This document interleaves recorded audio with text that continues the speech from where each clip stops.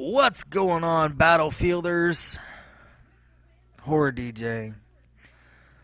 Back with another awesome video full of death, explosions, and fun that only Battlefield 3 can bring. Now, I know I've been gone for quite a while. I haven't posted a video in a couple weeks. And I've got a pretty good reason for it, actually. A couple videos ago, I talked about, hey, we're making a movie, things are going to be awesome, yada yada, blah blah. And we filmed our movie. This last weekend, we got together. A buddy of mine had written a script, and we've been talking about it for forever, basically. That we wanted to do something. We wanted to make a movie. We wanted to actually get out there and do something real that we could submit to film festivals and just have fun with. So he wrote the script and did some casting. So we have had a couple actors that were actually cast as these people. Obviously, we didn't pay them because it was a zero budget movie. And when I say zero budget, I mean literally zero budget. Like you see movies in Hollywood or even on like the IFC channel. Those things on average, just for your regular run of the mill, not widely distributed in theaters, something you'll see, on a, hey, I should watch this. Like your Netflix queue, it just kind of pops up. Those things have like several $1 million budgets. Even cheap movies are well over $1 million. A friend of mine bought a camera. So if you don't take that into account, we literally had a zero budget. Like we didn't have to pay for where we filmed. A friend of ours, his wife actually worked at the college where we shot. Carl Sandburg College in Galesburg, Illinois, if any of you guys have ever heard of it. Small junior college, actually, but pretty good theater department, good arts and stuff there. But that's where we filmed. The actors were all from the area, so they could actually stay at their own homes.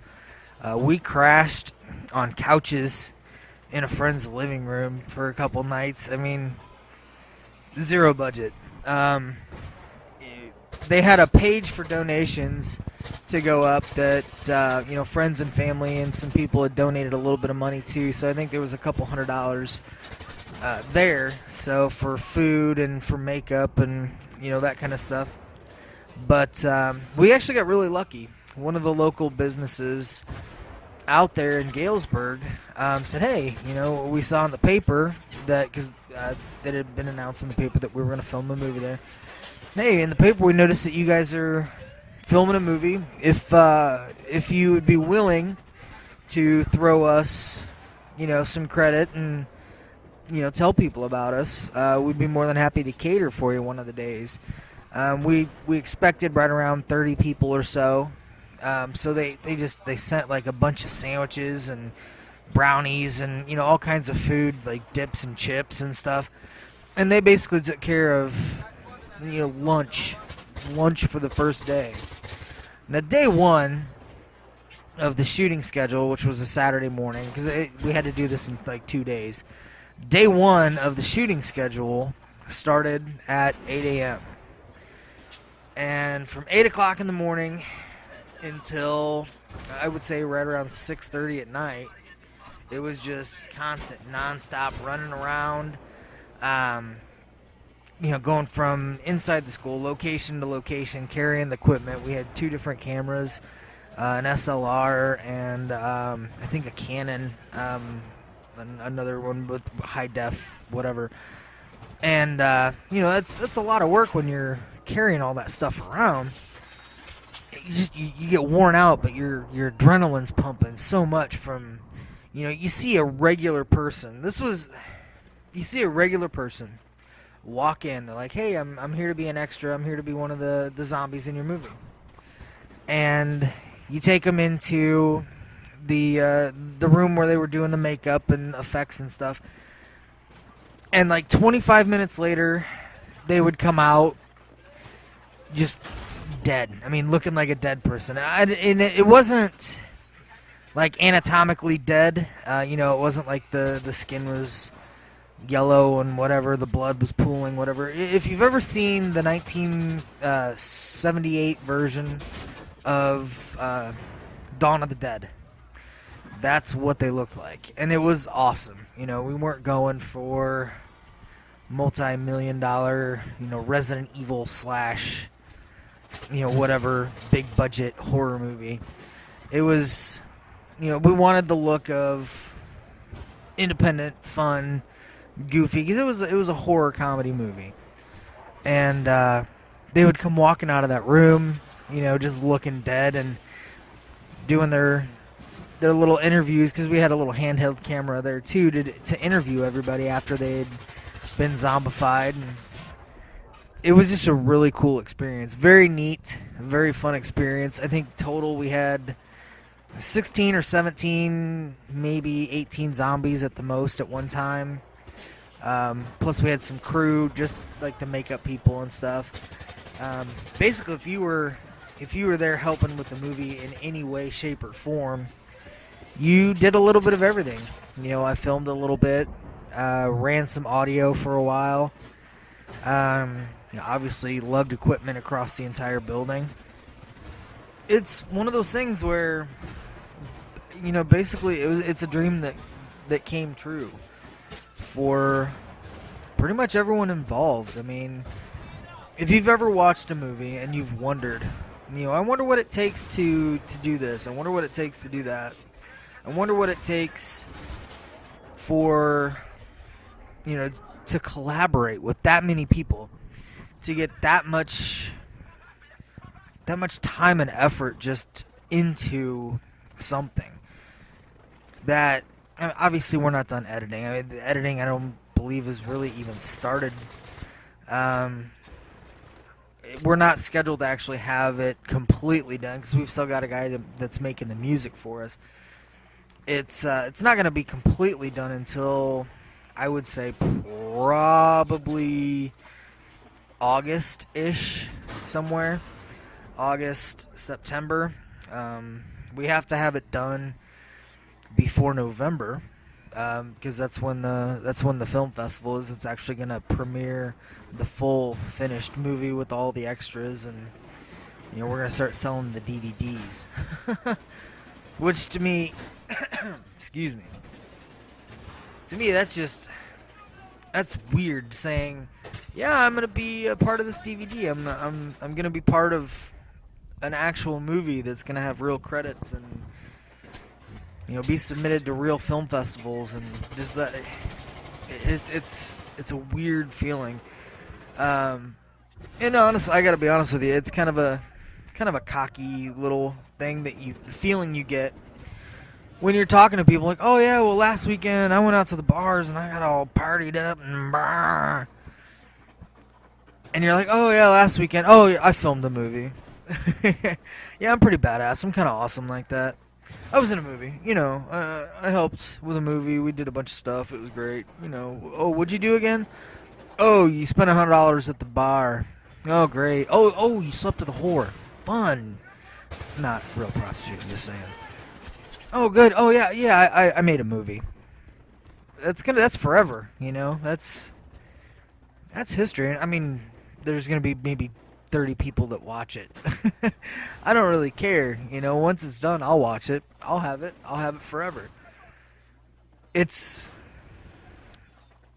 when you help a friend of yours, somebody that you've known for several years, kind of fulfill part of their dream, and it's it's been a little bit of your dream as well that you've always wanted to be a part of. It's kind of special. I can't wait until it's completed and I get to watch the whole thing. And I know, gosh, excuse me, that here in probably a couple weeks, we're actually going to be filming my movie. It's a short script. It's probably only going to be about a 10 to 15 minute movie. And we're going to start filming it. And, I've already got a couple people in mind that are willing to help out. And we're going to shoot some of it here in my house. I've got a pretty my basement looks horrible. I mean, it's a 100 and some year old house, you know, and the basement's got all kinds of old stuff in it. So we're gonna film part of it down there in the basement, and then we've got a little office space that we're gonna film in as well. And you know, we've already got some people that are, hey, you know, if you need any help, you know, let me know. I'll definitely be there. Or I can give you this. I can give you that. I know it's little. I know it's small, and I know it doesn't mean a whole lot in the grand scheme of things. But at the end of the day, you know, I'm getting to make movies. I'm getting to do stuff that most people, they could do, but they just don't. You know, who cares if people watch it at this point? You know, I just want to be able to do it. I want to be able to look back and be like, all right, well, yeah, I made this movie. This is me. You know, I have kids someday, and I can hand them a DVD and be like, yeah, go watch your dad make a fool of himself and get killed by zombies, and it's kind of a dream come true. Well, looking down, it appears that this video is about half over. So I could actually talk a little bit about the gameplay and some of the stuff that's happening actually on your screen. I'm using the L85. This is a great gun. Post-patch, this gun's amazing. You know, it's got the full 30-round, 31-round clip. That's 30 rounds and then one in the chamber. You know, so that didn't get buffed. They actually made from... I never used the gun before the patch. I never had it. And I never really tried to get it until basically post-patch. And the gun, to me, if you were a fan of the game before the patch and the changes that they made to, you know, the sway and some of the recoil, how it's been more dramatic at this point. If you were a fan of the guns and the way that the game played before the patch, I highly recommend getting together with some friends and going through all of the things that you need to do to unlock this gun. Because to me it feels like a gun from the game prior to the patch. And it's got good hip fire. It's got a good, a slower rate of fire. But like if you just watch that right there, that was all hip fire. I didn't aim. Yeah, I missed a lot of bullets, but at the same time, it didn't take a whole lot of bullets to kill the person. Now I think for this gun, the reason that it feels like a pre-patched gun is the slower rate of fire.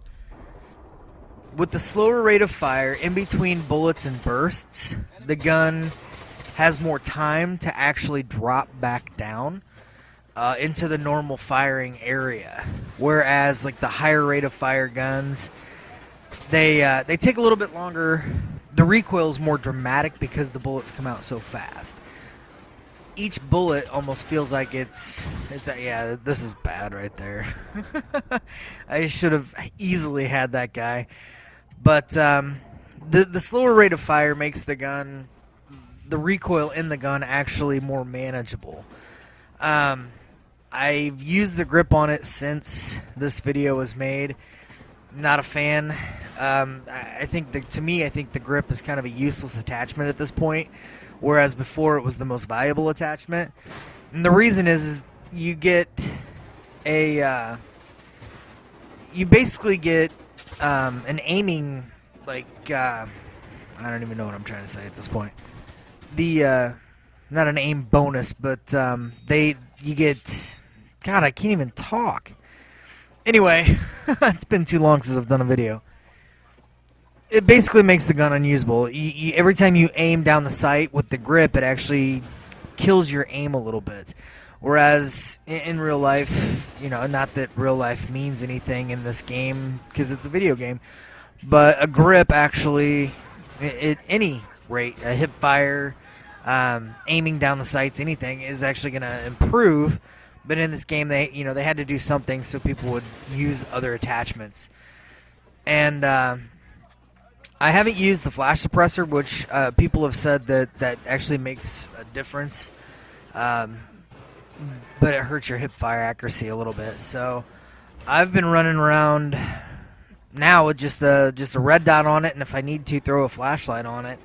The flashlight, to me, it was something I never used pre-patch, and now post-patch it's something I use quite a bit now, especially on maps like Operation Metro or anytime there's close quarters, because the slower rate of fire, that flashlight burst that blinds them actually makes it it dazes them long enough for you to get more shots on target than they can get on target, because, you know, obviously they can't see you. Man, I'm having a hard time talking right now. I'm not drunk. I did just come back from the UFC fights, and John Jones is a beast. That's all I gotta say. Although he didn't really do a whole lot against Rashad. But it was, I don't know. The fights leading up to it were all really good, and then the main event, which usually happens with the UFC, was kind of a letdown. A little bit boring. Anyway, back to the gameplay. I'm floating all over the place. Sorry about that, guys. Yeah, as you see, I actually, earlier in this match, I just unlocked the flashlight and threw it on there just because. The guns now, to me, it feels like they've added more, not just recoil, but while aiming down sight, you can move a little bit faster than you could before. And that's fine. I just wasn't expecting it. So for a little while, that was the hardest thing for me to adjust to. It wasn't the added recoil, because I can pull the gun back on sight or aim with recoil. But it was, while you're aiming down sight, you could move a little bit faster. It just feels like it's more herky-jerky. And that was the thing that took me the longest to get used to. Now that I've gotten used to it, and the game itself, just, it seems like it's getting back to easy mode again, whereas, it was a struggle just to break even there for a while. In this game, it's not huge beast. I think I got the second highest score. My buddy Ufji, he killed it. He had like 50-some kills. I think I ended with 37, and I think maybe 16 deaths or something. So it was, still a 2-to-1 kill-to-death ratio. Playing the objective, you saw me disarm the MCOM a couple times early. From here, we're pretty much just holding them back. They really don't do a whole lot until right towards the end, I think, of this game. But the other team they were pushing and they were trying, but we were we were basically holding them back at their spawn. Now, one of the things, if I could make a suggestion, and I don't think I've ever seen it before, and I don't even know if it's possible, but in this game, I think after the attacking team has taken an MCOM station, after a certain amount of time, after a few minutes, I think that they should put restrictions on how far you can push. Like, because where I'm standing right here, you're right in the center, so if you get enough of your teammates in there, you can watch every single way that they're going to be coming in. Now, that's not going to keep you from dying, no, but it's going to keep the other team, right there. And you can constantly get reinforcements. Now, I know you can't always spawn on people when they're that far up on your teammates, so you end up spending quite a bit of time running back and forth if you do die. But I think that they should put a spawn or a restriction, out of bounds, a certain point to where you at least give the other team a chance to get inside near the MCOMs. And I may be alone in that, but if you've ever been on Operation Metro against an organized or good team, you know just how hard it is sometimes to just get past that initial rush. If you don't, like the second set of MCOMs here, if you don't get through quickly, you're in for a long game of basically being spawn trapped. And there's several things that you can do to get out of a spawn trap. Smoke. If you get enough people with smoke, you can smoke out the hallways and get enough people past to get to the MCOMs, but they have to be patient. They can't go straight to the MCOM. What they need to do is, get to a position to where, they can set up, a couple spawn beacons or wait for enough people to spawn on them as they get through, just so that there's an opportunity to get to the MCOM station. Now, I think here towards the end, I don't even remember. I haven't watched this video for a while. I think that they get to and arm the MCOM station, and I think it gets immediately squashed because there were enough people sitting back. And, as angry and as much full of rage as a video game can give somebody, this game's still just a whole lot of fun. I mean, there's so many different things that you can do in this game, even if you're not good at killing people, to be a contributing member to your team. Obviously, I'm always going to say play the objective. That's neither here nor there. You got to play the objective just to make sure that you're getting points, that you're doing things that are going to make your team better. But at the same time, if you're just running out there to die every time, the game gets really boring.